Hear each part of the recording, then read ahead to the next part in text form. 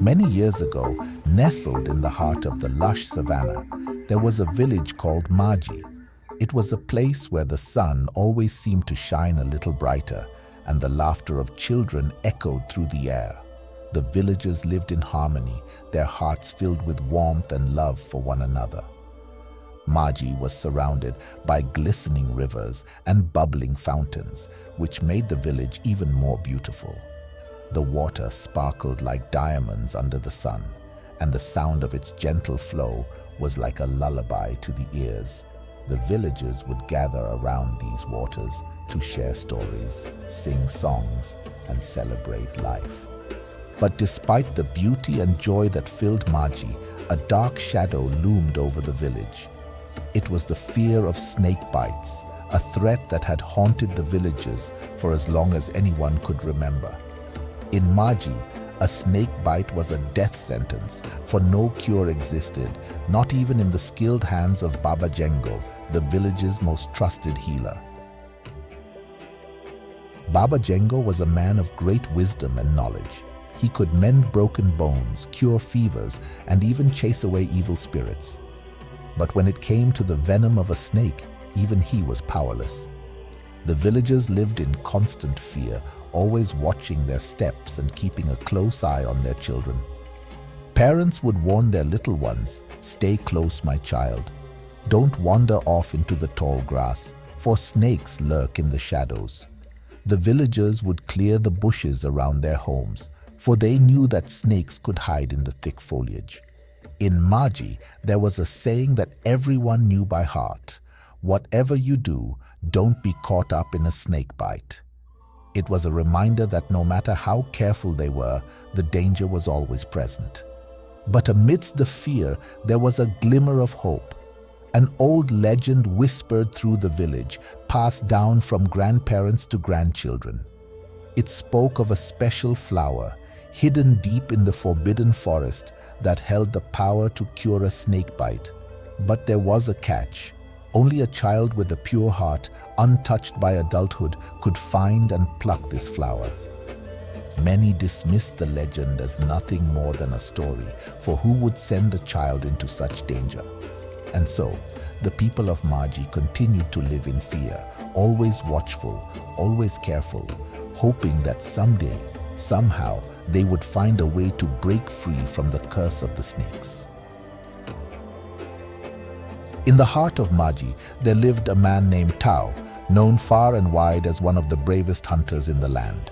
He was a tall, strong man with kind eyes and a gentle smile. His wife, Ada, was a woman of grace and wisdom, always ready with a comforting word or a warm meal for those in need. Tao and Ada were blessed with 2 children, Kato and Asha. Kato, at 14, was growing into a fine young man. He had his father's bravery and his mother's kind heart. Asha, just 10 years old, was the light of her family's life. She had a smile that could brighten even the darkest of days and a laugh that was as sweet as honey. The bond between Kato and Asha was unbreakable. They were rarely seen apart, always hand in hand, their laughter ringing through the village streets. Kato took his role as big brother seriously, always watching out for Asha, making sure she was safe from the dangers that lurked in the tall grass. Tao and Ada loved their children deeply, but they also knew the dangers that surrounded them. Every morning, as Kato and Asha set out to play, Ada would call out to them, her voice filled with love and concern. "Stay where we can see you, my darlings. The snakes are quick and clever." Kato would always nod, his young face serious. He understood the weight of his mother's words, the fear that gripped the village. He would take Asha's hand, promising to keep her safe, to never let her out of his sight. One day, Tao came home from hunting animals, but he was limping. He had been chasing a swift antelope when he'd stumbled and hurt his leg. Now he was sitting in their hut, making pained faces as Ada wrapped his swollen ankle with cool, wet leaves. "You have to be more careful," Ada told him off, but her eyes were gentle and showed she was worried. "What would we do without you?" Tao laughed but then made a face like he was hurting as she pulled the bandage tighter. "You'd manage just fine, my love. You're the strongest person I know." Their laughing was cut off by the sound of kids' voices outside. Kato and Asha ran into the house, their faces lit up and excited. "Papa, are you feeling better?" Kato asked, his eyes wide with concern. Asha toddled over to Tao, her little arms outstretched. "Papa Owi?" she asked, her lower lip shaking. Tao picked Asha up with his good arm, tickling her until she laughed. "Papa's just fine, little one. Your mama's taking good care of me." "Can we go play by the big tree, Mama?" Kato asked, already inching towards the door. Ada and Tao exchanged a look. "You can," Ada said slowly, "but remember, stay where you can see us," Kato finished, nodding seriously. "I know, Mama. I'll watch out for Asha, I promise." As the children dashed off, their laughter trailing behind them, Tao and Ada smiled at each other. Despite the dangers that lurked in their beautiful village, their hearts were full of love for their little family and the community that surrounded them.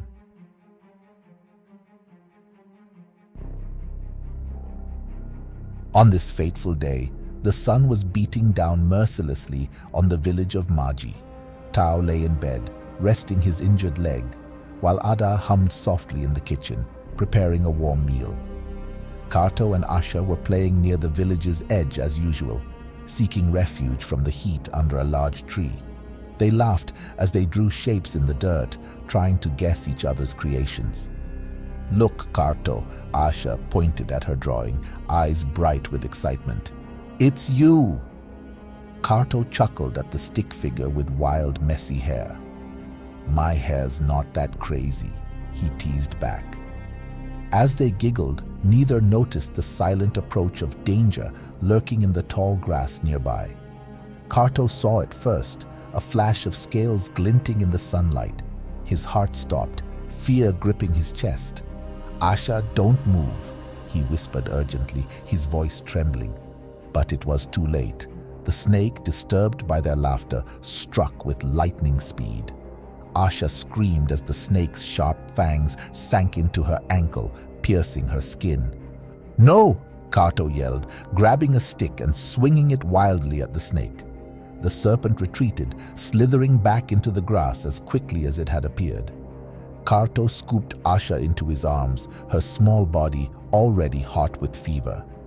"Asha, stay with me!" His voice trembled as he sprinted toward their hut, each step heavy with fear. "Help! Someone help us!"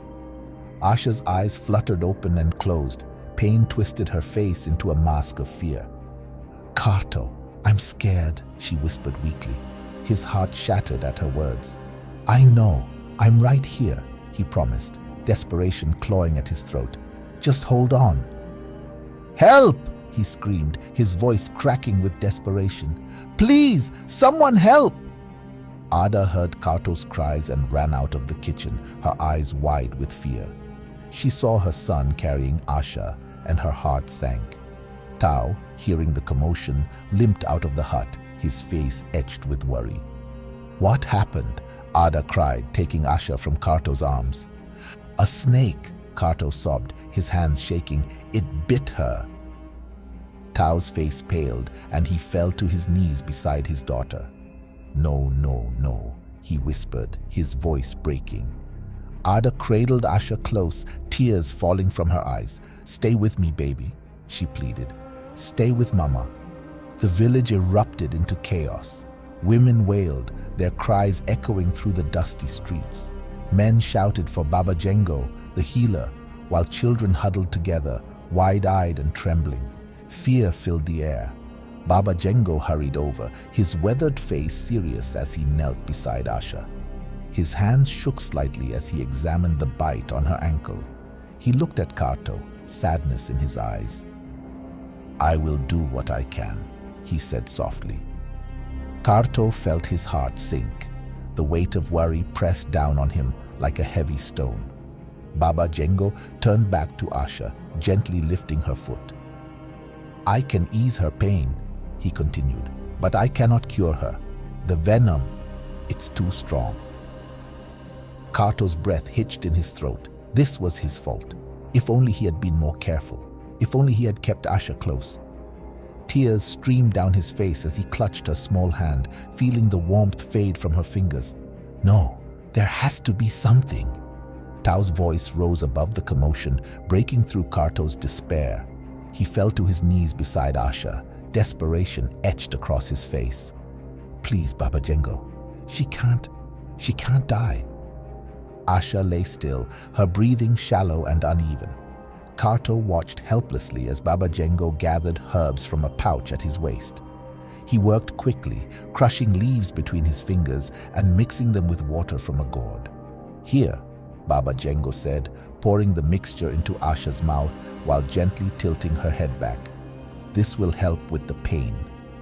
Ada held Asha close, rocking her gently. My baby, my poor baby, she whispered, tears falling onto Asha's feverish face. The villagers gathered around them in a tight circle, faces twisted in worry and sorrow. Some murmured prayers, others wiped tears away with rough hands. There must be something we can do, Tao pleaded again, voice cracking under pressure. Kato couldn't bear it any longer. Guilt gnawed at him like a hungry animal. I should have stopped her, he shouted suddenly. He was very desperate and worried. The village waited in tense silence as they all hoped for a miracle that felt just out of reach. Baba Jengo gently pulled Kato close and knelt down to be at his level. He wiped Kato's tears, yet he remained silent. Baba Jengo was quiet for a long moment, his eyes fixed on the young boy. Finally, he spoke, his voice low and serious. There is one way, but it is dangerous and success is not guaranteed. The villagers leaned in, desperate for any glimmer of hope. A legend, a story passed down through generations. They speak of a special flower deep in the forbidden forest that can cure any poison, even the deadliest snake venom. Tao, despite his injury, stepped forward. I will go, he said, his voice firm despite the pain. I will find the flower and save my daughter. But Baba Jengo shook his head slowly. No, Tao. The legend says it would require a child, pure of heart, to venture into the forest alone. The elders in the village exchanged worried glances and shook their heads. They protested.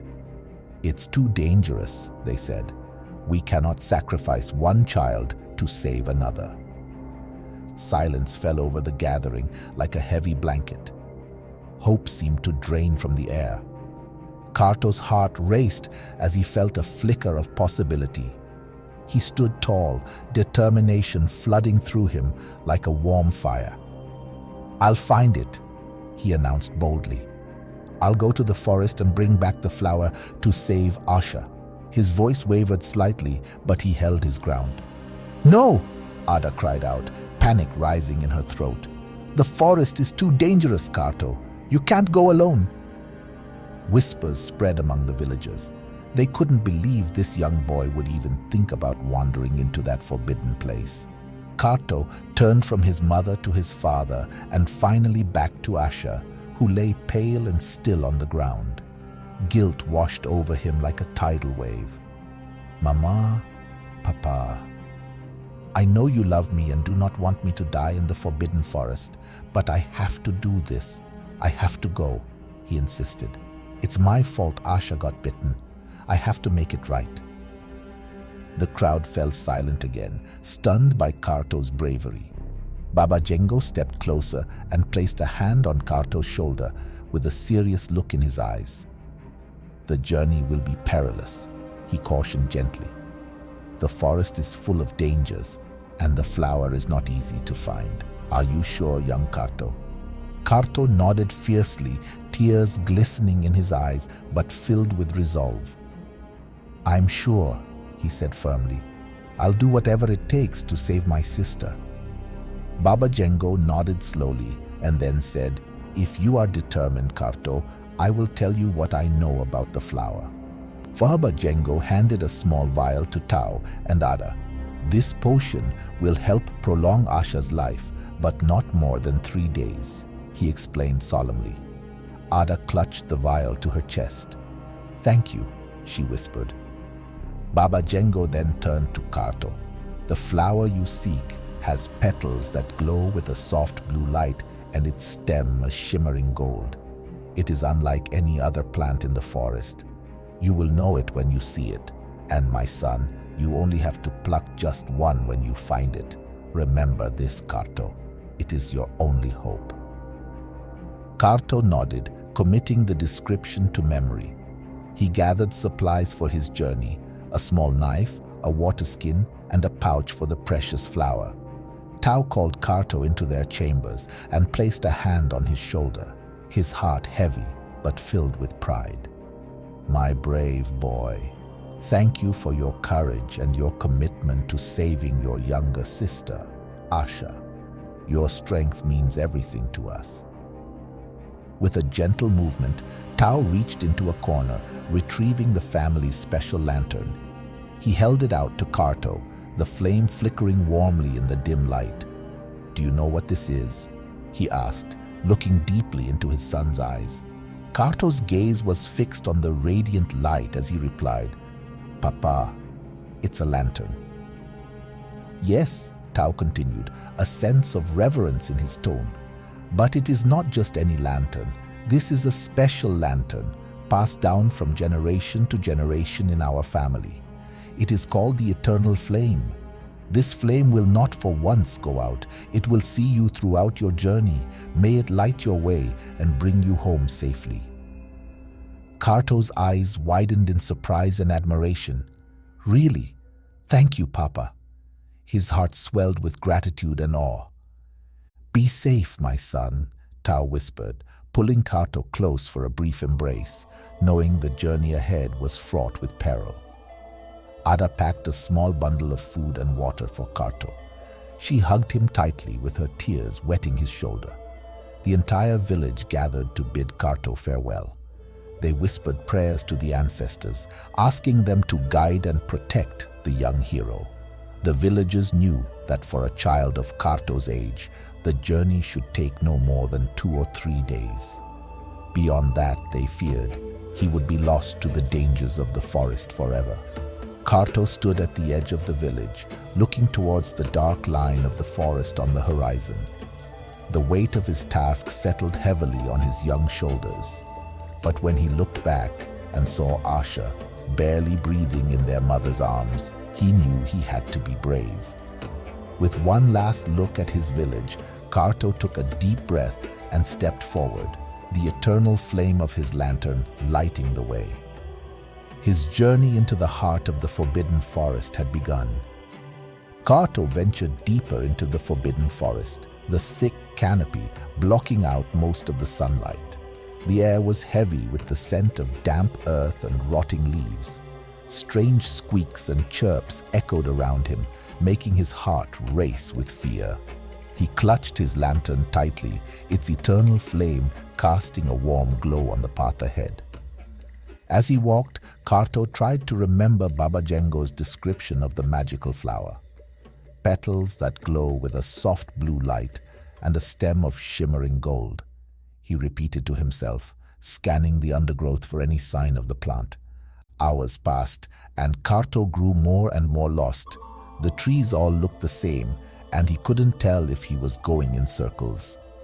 Panic started to set in, but he took a deep breath and trusted his instincts. He chose a direction and kept moving, pushing through the dense foliage. Suddenly, the sound of rushing water filled his ears. Kato quickened his pace and soon found himself at the edge of a raging river. The water was dark and angry, churning and frothing as it crashed over rocks and fallen trees. Kato's heart sank. How was he going to cross this? He couldn't swim, and the current looked too strong. But then an idea struck him. He searched the riverbank and found several fallen logs and vines. Using his knife, Kato cut the vines and used them to bind the logs together, creating a small raft. It wasn't much, but it would have to do. He gently placed his lantern on the raft, making sure it was secure. With a deep breath, Kato pushed the raft into the water and climbed on. The current immediately grabbed hold, threatening to sweep him away. Kato clung to the logs, his knuckles turning white as he fought to keep the raft steady. The river carried him downstream, the water splashing his face and soaking his clothes. Several times the raft nearly capsized, but he adjusted his weight and held on tighter. Finally, after what felt like forever, the river calmed, and Kato managed to guide the raft to the other side. He stumbled onto the bank, exhausted but relieved. He took a moment to catch his breath before continuing his journey. He had made it across, but he knew his journey was far from over. As he moved forward, Kato faced more trials. He encountered thorny bushes that tore at his clothes and scratched his skin. He had to carefully navigate around them to avoid getting hurt. Then there were giant spiders that spun webs between the trees. Kato used a stick to clear a path through the sticky strands, shivering at the sight of their hairy legs and many eyes. At one point, Kato heard growls in the distance. He quickly climbed up a tree to hide until the sounds faded away. His heart raced as he imagined what kind of creatures might be lurking nearby. Despite all these challenges, Kato pressed on. His mind stayed focused on finding the magical flower that could save Asha's life. Every step brought him closer to his goal. Kato stumbled into a small clearing. Out of nowhere, rain poured down heavily, drenching him in seconds. He needed to find shelter and fast. Looking around, he spotted an enormous tree in the center of the clearing. Its trunk was wider than Kato's whole house. That must be the guardian tree, he thought. Kato dashed under its huge branches, hoping they would keep him dry. He sat down and leaned against the tree trunk, feeling safe for the first time since entering the forest. The constant sound of rain lulled him to sleep quickly. His lantern sat by his side, its light flickering softly. Meanwhile, back in Maji village, things were getting worse. It had been 2 days since Asha got bitten by the snake. Her condition kept getting worse as the venom spread through her body. Ada and Tao took turns sitting by her bedside, holding her hand and whispering words of comfort. Ada gave her the potion from Baba Jengo every day, but it didn't seem to help much. Hope was fading fast. Tao and Ada prayed for their children constantly. The villagers kept watch, hoping to see Kato returning with the magical flower. They had no idea about the dangers Kato faced in the forest.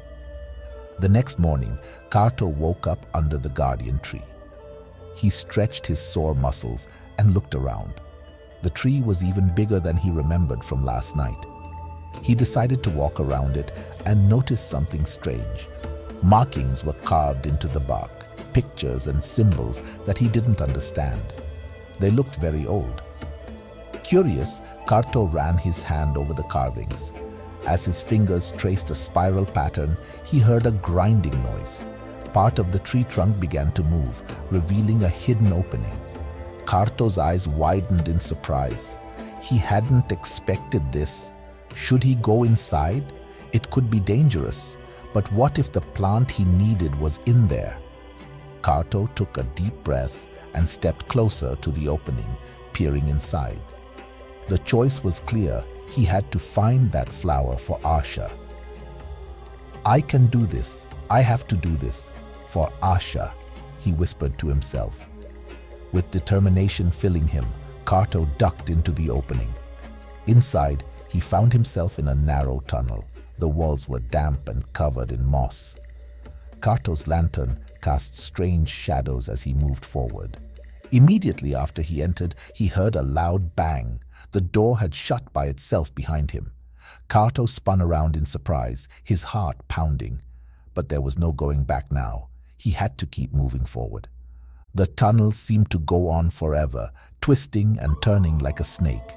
Kato's legs grew tired and his back ached from hunching over in the low passage. Just when he thought he should turn back, he saw a faint light ahead. Heart racing with excitement, he hurried forward towards it. When Kato reached the end of the tunnel, it opened into a large cave. He gasped at what he saw. The walls glittered with tiny crystals that reflected the light from his lantern like stars in the night sky. In the center of the cave lay a pool of clear water, so still it looked like a mirror.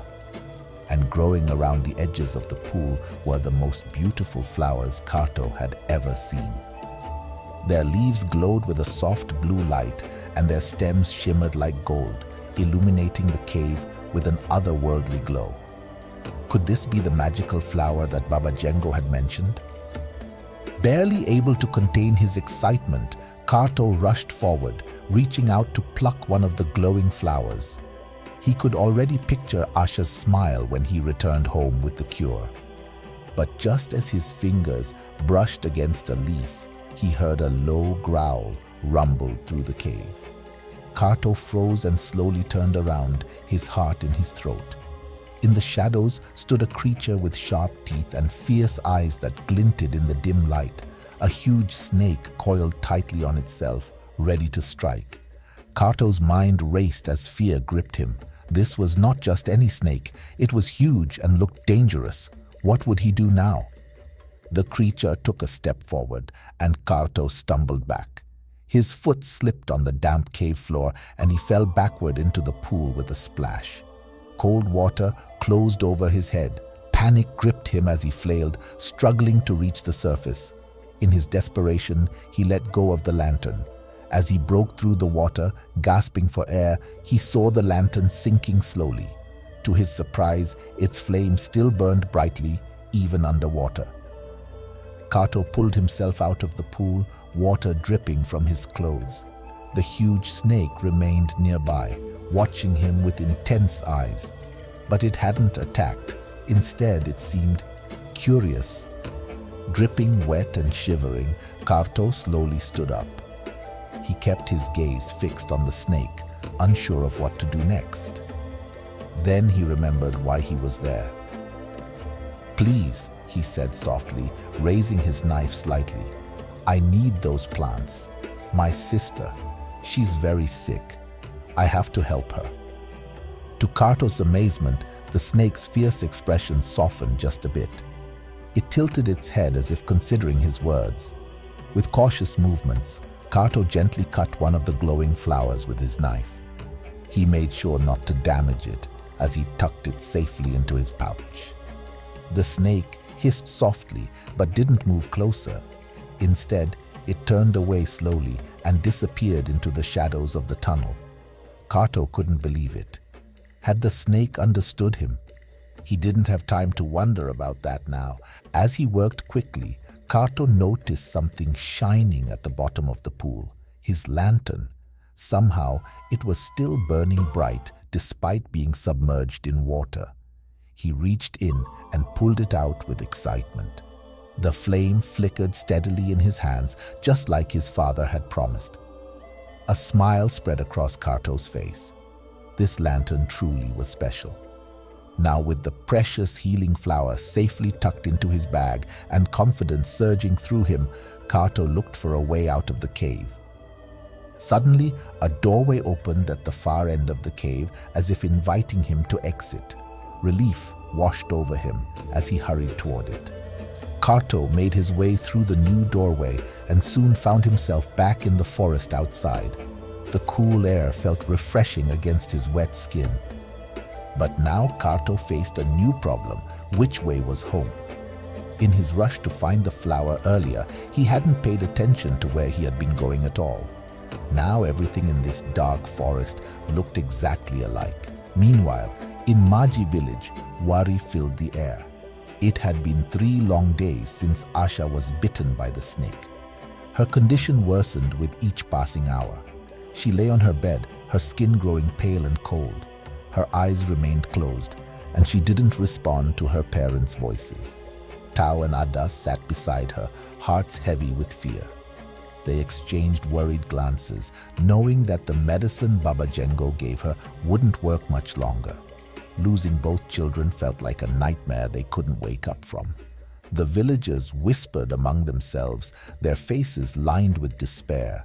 Some believed Kato had perished in the forest, unable to find the magical flower. Others clung to hope, praying for a miracle. Back in the forbidden forest, Kato struggled through thick brush and towering trees. He had lost track of time during his journey, but kept his focus on one thing: saving Asha. Then he heard it, a faint sound breaking through the rustling leaves. Drumming. His heart raced with excitement as he realized it was coming from his right. Hope surged within him. The drummers in Maji village usually drummed at night, gathered near the central fire pit. If he followed that sound, he might find his way home. Kato lifted his lantern high and walked toward the drumming. The dark forest began to feel less menacing as he pushed through bushes and climbed over fallen branches. But his trials were far from over. Exhaustion began to set in. His feet ached, his stomach growled with hunger, and every shadow seemed to hide a new danger. He stumbled through a thorny bush, barely feeling the scratches on his skin. At one point, he thought he felt a sharp sting on his foot, but in his haste and fatigue, he paid it no mind. The drumming grew louder, urging him to move faster. Suddenly, Kato stepped out of the thick trees and onto familiar ground. He was at the edge of the forest. In the distance, Kato saw the lights of his village. The drumming was clear now. It made his heart jump with joy. He was almost home. When shall I see my home? When shall I see my native land? I will never forget my home. Oh, my home, my home. Kato ran the rest of the way, his tired legs finding strength in every step. One drummer caught sight of a flicker of light on the path leading from the forbidden forest. "I think it's Kato," the drummer exclaimed, recognition sparking excitement. With renewed energy, the drummers increased their tempo, their rhythm rising to a celebratory crescendo. Some rushed forward to greet Kato, waving their arms and calling out, "Kato's back! Kato's back! He's alive! Someone get his parents!" Before he knew it, villagers surrounded him, their voices overlapping like a chorus of relief and joy.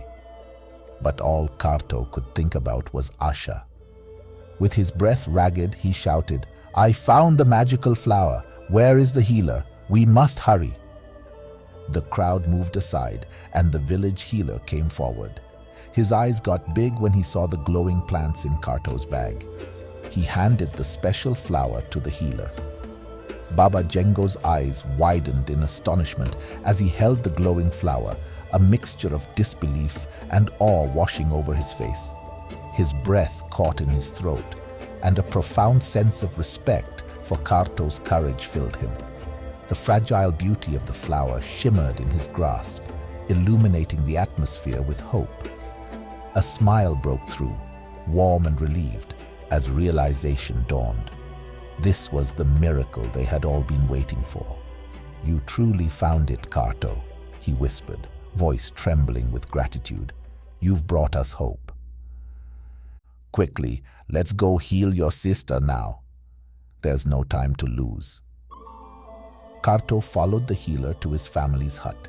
Inside, he found his parents sitting by Asha's bed. Asha looked very pale and still. "Kato," his mother cried, hugging him tight. "We were so worried." "I'm okay, Mama. I found the plant. We can help Asha now," Kato said. The healer took charge immediately, grabbing the glowing plants and getting to work mixing them into medicine. Kato watched nervously as he worked. Finally, Baba Jengo lifted Asha's head gently and helped her drink from a small cup filled with the new medicine. For a long moment after drinking, nothing changed. Then slowly color returned to Asha's cheeks. "It's working," the healer said, smiling. "She'll be all right now." Kato felt happy, tears in his eyes. He had done it. He saved her. Asha's eyes fluttered open slowly, then locked onto Kato's face. The first word she said was, "Ka-tu," she whispered weakly. Kato rushed forward to embrace her tightly, despite feeling weak himself as their parents joined them too. The villagers had brought baskets of food and jugs of fresh water to Tao's house. They wanted to make sure Kato had plenty to eat after his tiring journey. It was their way of showing how much they respected the young hero's bravery. The whole village was in a party mood, celebrating Kato's return and Asha's recovery.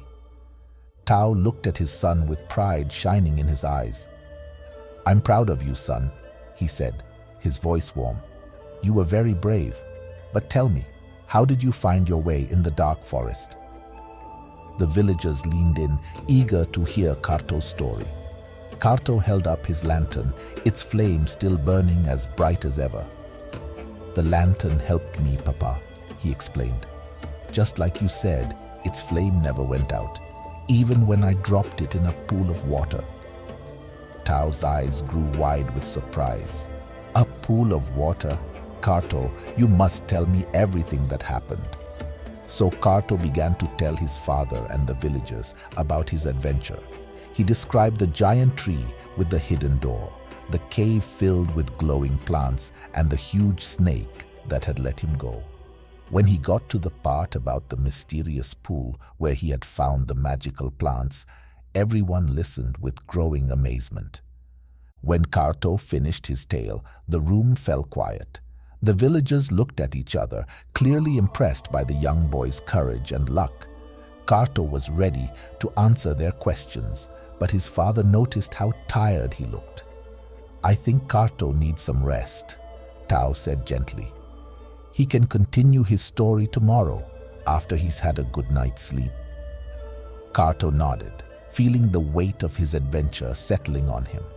He agreed to tell them more the next day after he had rested. The room filled with laughter and excited chatter about Kato's incredible journey.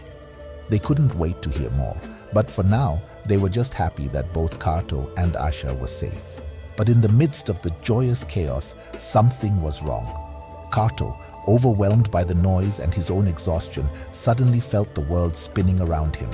He tried to take a step and stumbled. "Kato?" his mother asked, her smile fading to concern. Kato tried to speak, but no words came. His body began to shake uncontrollably, and he collapsed to the ground. "Kato!" his father yelled, rushing to his side. The boy's body convulsed in seizures. When they subsided, Kato lay still, his breathing labored. He couldn't move his legs, couldn't form words. All he could do was weakly point at his left foot, his face contorted in agony. The village fell silent, joy turning to horror in an instant. Baba Jengo pushed through the crowd, kneeling beside Kato. With gentle hands, he examined the boy's foot. There, almost hidden among the scratches and dirt, were 2 tiny puncture marks. The healer's heart sank. Baba Jengo looked up, his eyes filled with tears. "A snake," he said, his voice breaking. "He was bitten by a snake. No way. This boy has fallen to the serpent's bite not through folly, but in the service of love." Kato ventured into the heart of darkness, seeking the light of a special flower to save his sister. In his noble return, he bore the weight of sacrifice, for the bravest souls often tread the most perilous paths for those they cherish, Baba Jengo explained.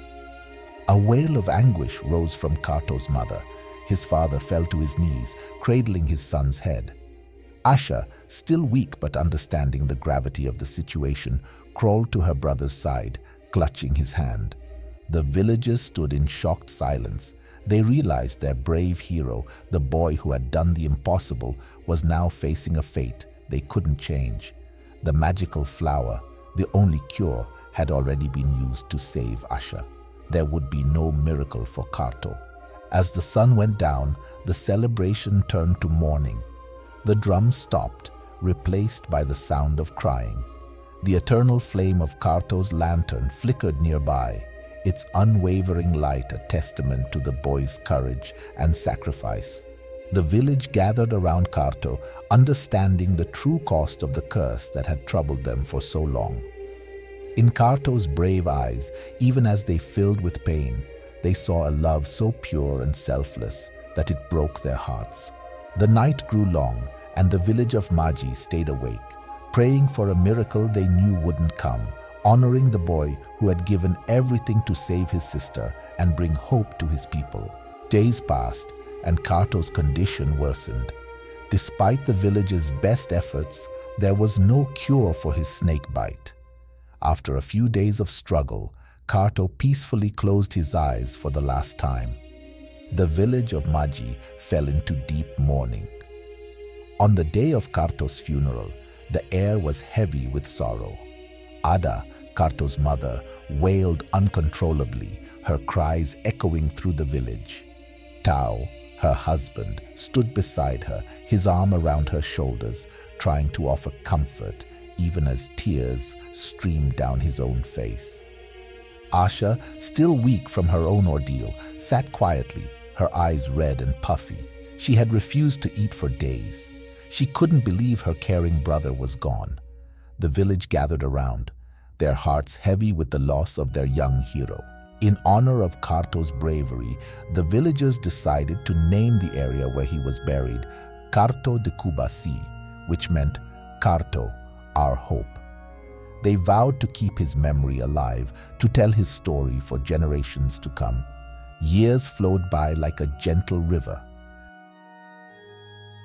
25 years later, Asha had grown into a woman of 35, living in a bustling city with her 2 children, a boy and a girl.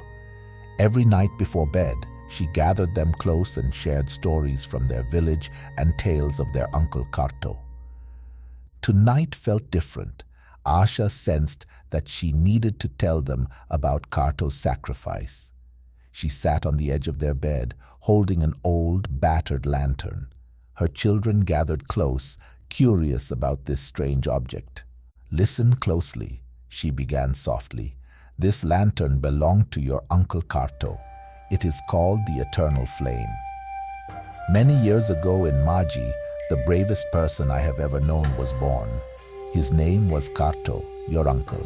He risked everything for me. When I was bitten by a snake, he went into the forbidden forest to find a magical flower that could save me.